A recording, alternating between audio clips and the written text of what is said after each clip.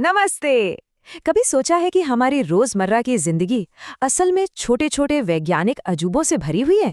अरे हाँ, क्रिकेट के मैदान से लेकर हमारे अपने शरीर के अंदर तक हर जगह कुछ न कुछ रहस्य छिपा है। तो चलिए आज मिलकर इन्हीं कुछ रहस्यों से पर्दा उठाते हैं। तो शुरुआत करते हैं खेल के मैदान से। है ना मजेदार। देखिए, हर चौके, हर छक्के और हाँ, हर कैच के पीछे भी फिजिक्स यानी भौतिकी के नियम काम कर रहे होते हैं, भले ही हम उस वक्त इस पर ध्यान दें या ना दें। चलिए देखते हैं ये सब होता कैसे है। क्रिकेट तो हम सब देखते ही हैं, तो ये भी जरूर देखा होगा कि कैसे एक तेज रफ्तार बॉल को पकड़ते हुए कोई भी खिलाड़ी अपने हाथ पीछे की तरफ खींच लेता है। सवाल ये है कि वो ऐसा करता क्यों है। क्या ये बस एक स्टाइल है, एक आदत, या फिर इसके पीछे कोई पक्का साइंस काम कर रहा है? अच्छा, तो इसका जवाब छिपा है फिजिक्स के एक बड़े ही जरूरी कॉन्सेप्ट में, जिसे हम कहते हैं मोमेंटम या संवेग। अब ये है क्या? बहुत आसान है। मान लीजिए कोई चीज चल रही है, तो उसमें कितनी गति भरी हुई है, बस वही मोमेंटम है। और सबसे काम की बात यह है कि इस मोमेंटम को बदलने में कितना जोर लगेगा, ये इस बात पे डिपेंड करता है कि आप उसे कितनी जल्दी बदलना चाहते हैं। तो खिलाड़ी इसी छोटी सी बात का फायदा कैसे उठाते हैं? तो देखिए, होता क्या है, जब बॉल तेजी से आती है तो जाहिर है उसका मोमेंटम बहुत ज्यादा होता है। अब खिलाड़ी क्या करता है, हाथ पीछे खींचकर वो उस मोमेंटम को जीरो पर लाने का टाइम बढ़ा देता है। और फिजिक्स का सीधा सा नियम है, जैसे ही आप टाइम बढ़ाते हैं, हाथों पर लगने वाला जोर यानी फोर्स कम हो जाता है। नतीजा, गेंद भी आराम से पकड़ में आ जाती है और हाथ में चोट भी नहीं लगती। और पता है सबसे मजेदार बात क्या है? यही सेम टू सेम सिद्धांत हमारी गाड़ियों के एयरबैग में भी काम करता है। चलिए अब फिजिक्स के मैदान से निकलते हैं और चलते हैं केमिस्ट्री यानी रसायन विज्ञान की जादुई दुनिया में। एक ऐसी दुनिया जहां चीजें हमारी आंखों के ठीक सामने अपना रूप, अपना रंग, सब कुछ बदल लेती हैं। अच्छा, पानी वाली बर्फ तो सबने देखी है। वो पिघलकर क्या बनती है? पानी। सिंपल। लेकिन क्या कभी ऐसी बर्फ के बारे में सुना है जो पिघलती ही नहीं? जी हाँ, ऐसी भी बर्फ होती है, और वो है ठोस कार्बन डाइऑक्साइड। हाँ, इसी को हम ड्राई आइस या सूखी बर्फ के नाम से जानते हैं। और इसकी सबसे खास बात यह है कि ये पिघलकर लिक्विड नहीं बनती, ये तो सीधे सॉलिड से गैस बन जाती है। बीच का कोई स्टेप ही नहीं है। साइंस में इस कमाल की प्रक्रिया को सब्लिमेशन या ऊर्ध्वपातन कहते हैं। है ना कमाल की बात? अब एक और केमिकल मैजिक देखने के लिए तैयार हो जाइए।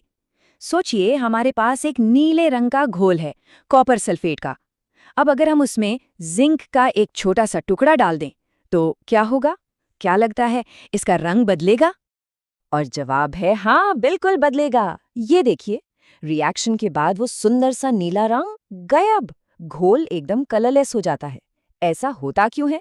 क्योंकि जिंक जो है वो कॉपर से ज्यादा रिएक्टिव, ज्यादा ताकतवर है। तो वो आता है और कॉपर को उसकी जगह से धक्का देकर हटा देता है और खुद उसकी जगह ले लेता है। बस जैसे ही कॉपर उस घोल से हटा, उसका नीला रंग भी फुर्र हो गया।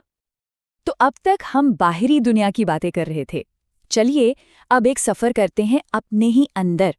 हमारा शरीर, ये खुद में किसी ब्रह्मांड से कम नहीं है, जिसमें खरबों छोटे छोटे इंजन हैं जो हमें हर पल, हर सेकंड चला रहे हैं। स्कूल की साइंस की किताब याद है? उसमें एक लाइन तो हम सब ने रट ली थी, माइटोकॉन्ड्रिया को कोशिका का बिजली घर कहते हैं। है ना?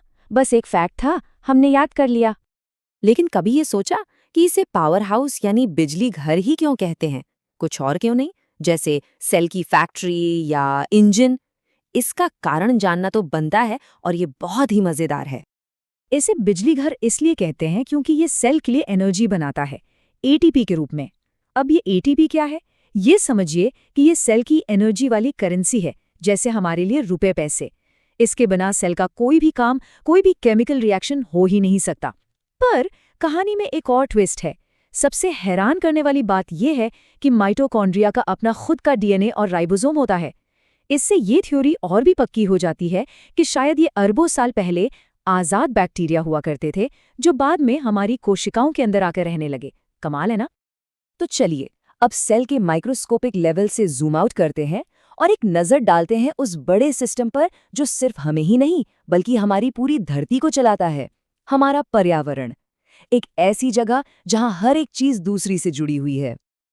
ग्रीन हाउस इफेक्ट, ये सब हमने कई बार सुना है। असल में ये वो जरूरी प्रक्रिया है जिसकी वजह से हमारी धरती इतनी गर्म रह पाती है कि यहाँ जीवन पनप सके। होता ये है कि हमारे वायुमंडल में मौजूद कुछ गैसें सूरज की गर्मी को एक कंबल की तरह रोक लेती हैं, उसे वापस स्पेस में जाने नहीं देती। बिल्कुल वैसे ही जैसे किसी ग्रीनहाउस का शीशा अंदर की गर्मी को बाहर नहीं निकलने देता। और हमारे पर्यावरण में एनर्जी यानी ऊर्जा एक जीव से दूसरे तक पहुंचती कैसे है? इसका जवाब है फूड चेन यानी आहार श्रृंखला। ये एक सिंपल सा उदाहरण देखिए। हरे पौधे सूरज से एनर्जी लेकर अपना खाना बनाते हैं, फिर हिरन उन पौधों को खाता है तो एनर्जी उसमें चली जाती है, और फिर बाघ उस हिरन को खाता है और एनर्जी और आगे बढ़ जाती है।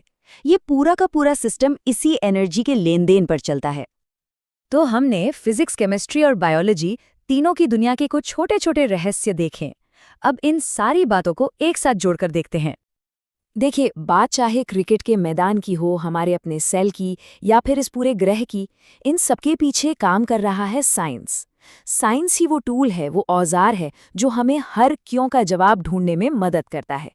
ये हमें अपने आसपास की दुनिया को एक अलग ही नज़र से, एक गहरी नज़र से देखने की ताकत देता है। तो आखिर में बस यही कहना है कि साइंस सिर्फ किताबों का एक सब्जेक्ट नहीं है, ये तो दुनिया को देखने का, उसे समझने का एक नज़रिया है। ये हमें सिखाता है कि सवाल पूछो और फिर जवाब खोजो। तो अब सवाल ये है कि हमारी अपनी दुनिया में, हमारे आसपास ऐसा कौन सा रहस्य है जिसे हम सब साइंस की मदद से सुलझाना चाहेंगे? सोचिएगा ज़रूर।